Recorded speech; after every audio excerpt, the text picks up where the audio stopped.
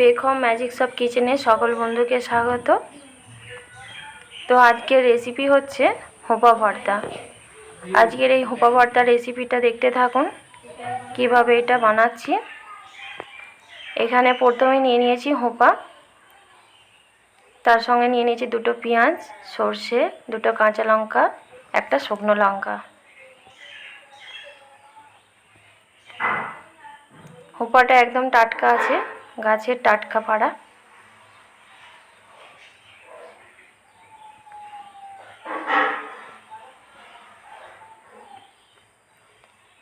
এখন এর উপরে একটু সর্ষের তেল দিয়ে নিতে হবে। এই যে এখানে একটু হাতে সর্ষের তেল নিয়ে নিয়েছি। সর্ষের তেলটা হোপার চারপাশে এইভাবে লাগিয়ে নিতে হবে।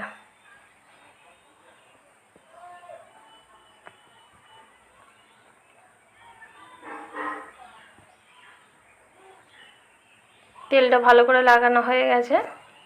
এখন এখানে উনুনের ভেতরে দিয়ে নিচ্ছি। এখানে রান্না করে নিয়েছিলাম, এখানে প্রচণ্ড আংড়া আছে, এই আঁচের উপরে দিয়ে এইভাবে পুড়িয়ে নিতে হবে। আর এখানে দিয়ে নিচ্ছি দুটো পেঁয়াজ।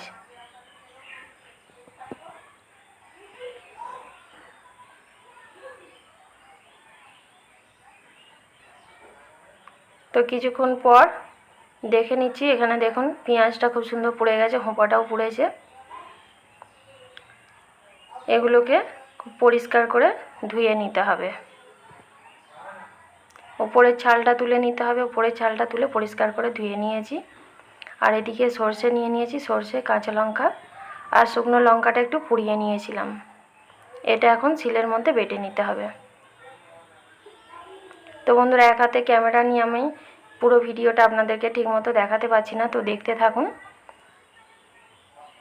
এখানে পেঁয়াজের খোলাটা ছাড়িয়ে নিয়েছি, ছাড়িয়ে এখানে পেঁয়াজটাও বেটে নিতে হবে।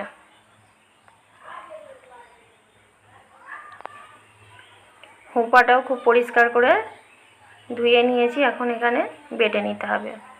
ভেতরে যে দানাগুলো থাকে, এই দানাগুলো এখান থেকে একটু তুলে ফেলে নিচ্ছি।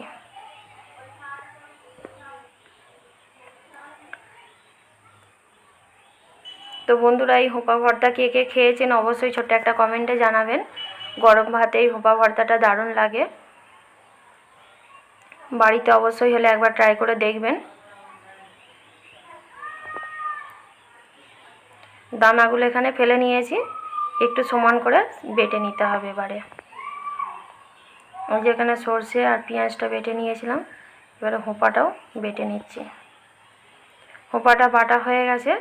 এই যে একটু হাতের সাহায্যে সব কিছু খুব মাখিয়ে নিচ্ছি ভালো করে।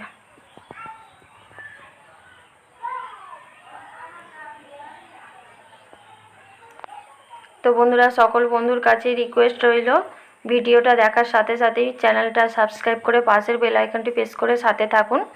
পাশের বেল আইকনটি প্রেস করলে কোনো ভিডিও আপলোড দেওয়ার সাথে সাথে নোটিফিকেশন আপনার কাছে পৌঁছে যাবে।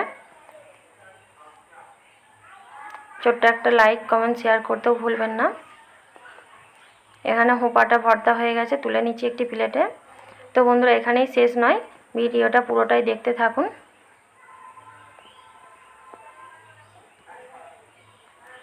এখানে দিয়ে নিচ্ছি স্বাদ মতো লবণ।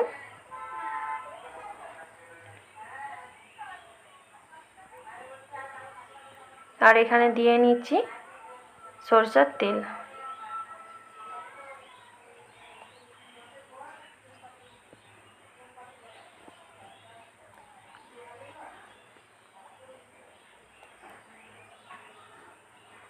লবণ আর সরষের তেলটা দিয়ে হাতে করে এইভাবে আরও একবার ভালো করে মাখিয়ে নিতে হবে।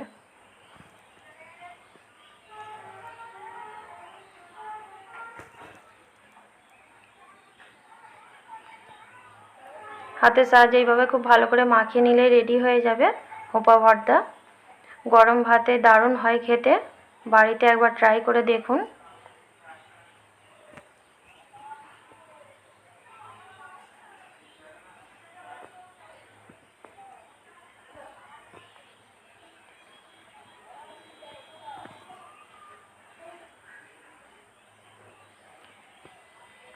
আজকের রেসিপিটা ভালো লেগে থাকলে ছোট্ট একটা লাইক, কমেন্ট, শেয়ার করতে ভুলবেন না।